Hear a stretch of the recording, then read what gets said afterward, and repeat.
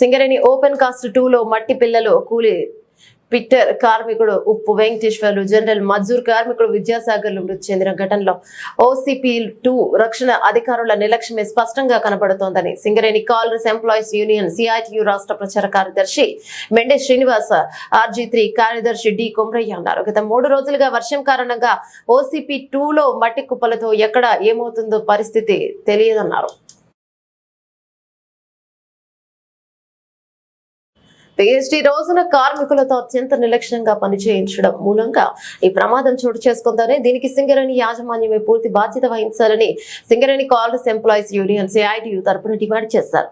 ఆర్భటంగా ప్రకటించిన ₹1 కోటి ఎక్స్గ్రేషియా ఇచ్చి చేతిలో దులుపుకోకుండా నిండు ప్రాణాలు మృతికి కారణమైన OCP2 రక్షణ అధికారులపై చర్యలు తీసుకోవాలని డిమాండ్ చేశారు.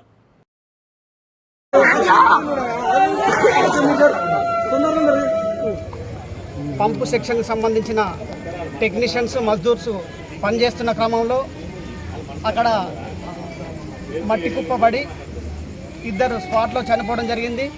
3 కూరుకుంటే అక్కడున్న కార్మికులు తొలగించడం జరిగింది. ఇది పూర్తిగా యాజమాన్యం యొక్క నిర్లక్ష్య ధోరణి, యాజమాన్యం యొక్క ముందు చూపు లేని కారణంగా జరిగింది. ఈరోజు చేసే పనులన్నీ ఎండాకాలంలో ఫిబ్రవరి మార్చి లోపలనే చేసుకోవాల్సిన పరిస్థితి.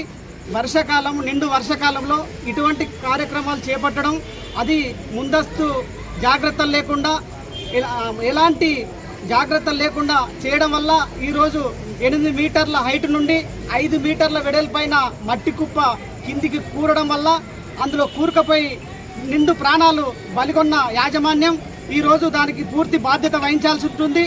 ఏమాత్రం కూడా వాళ్ళ సూపర్వైజేషన్ కానీ లేదా ముందు చూపు కానీ వ్యవహరించకుండా కార్మికులని బెదిరించులకు గురి చేస్తూ ఏమాత్రం మేము చెప్పిందే వినాలా అనే ధోరణే తప్ప ఎక్కడ కూడా ప్రాణాలకు కానీ వాళ్ళ జీవితాలకు కానీ ఏమాత్రము యాజమాన్యము శ్రద్ధ వహించట్లేదు.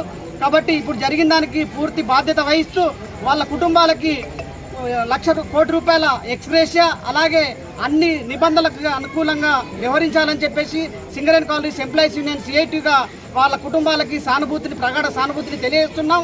సింగరేణి యాజమాన్యం ఇంకెంతమందిని ఈ రకంగా బలిగొంటుందో, కార్మికుల ప్రాణాలని ఏ రకంగా ఇచ్చేస్తుందో ఏమాత్రం పట్టించుకోకుండా నిశ్శబ్దంగా ప్రాణాలు తీస్తూ ఉన్నది. కాబట్టి ఇప్పటికైనా కార్మికుల ప్రాణాలతో చెలగాటమాడకుండా సేఫ్టీని వ్యవహరించాలని, సేఫ్టీగా విధులు నిర్వహించేటట్టు మంచిగా ప్రాణాలను కాపాడేటట్టు ఇచ్చేయాలని చెప్పేసి సింగరేణి యాజమాన్యానికి CITUగా మేము హెచ్చరిస్తూ ఉన్నాం.